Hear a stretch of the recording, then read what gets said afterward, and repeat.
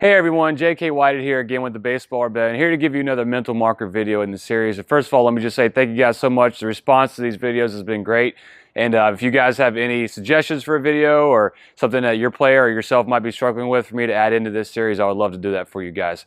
So today I thought we'd talk a little bit about separation. And we all know separation is a big part of getting the body loaded and getting it prepared to turn fast. And one of the mental markers we talk about all the time is how do we stretch and separate our body? Well, there's lots of ways to think about it, and if this way works for you, then that's great.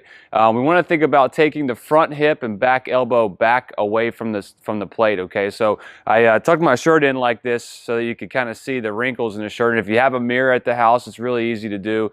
If you don't, that's okay. But if you tuck your shirt in, okay, you're going to be able to see that separation within the wrinkles of the shirt. Okay, so if I pull this hip out away from the plate this way towards where the dugout or the fence may be, all right, and I pull my rear elbow the same direction, I'm going to create that stretch. You can even hear my voice change a little bit because it is difficult to talk and do this at the same time. Okay, so you obviously can see the wrinkles, and you can just kind of do that over and over again. Okay, so I'm thinking about taking my front hip and my back elbow back away from the plate.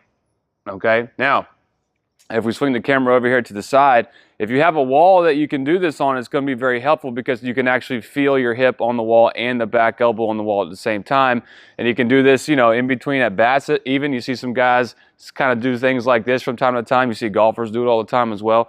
So I get up against the wall, maybe about an inch away from the wall, and you can hold your bat or choke up a little bit if you need to, and start to pull both of them back away, and I can feel the hip on the wall and the rear elbow on the wall at the same time. And again, you can hear my voice kind of change because it is difficult to do this. It shouldn't be comfortable. You can do it from your stride position, or you can do it from a standing still position. Either way, we're just trying to feel the stretch and feel what we call separation. Okay, a very important part of any rotational athlete's power development is how much and how well they can stretch and separate their hips away from their shoulders. And again, I don't like thinking too much about the front shoulder pointing at the second baseman because it tends to pull my back in. I start to roll my shoulders too much, and then it becomes even more difficult to rotate back out. I want to think more about the hips turning away and the rear elbow pulling back, again, behind me towards the wall. So think of the wall drill. If you're at practice and you need to feel it a little bit, just kind of imagine that wall's behind you and do that a couple of times to make sure you're getting that.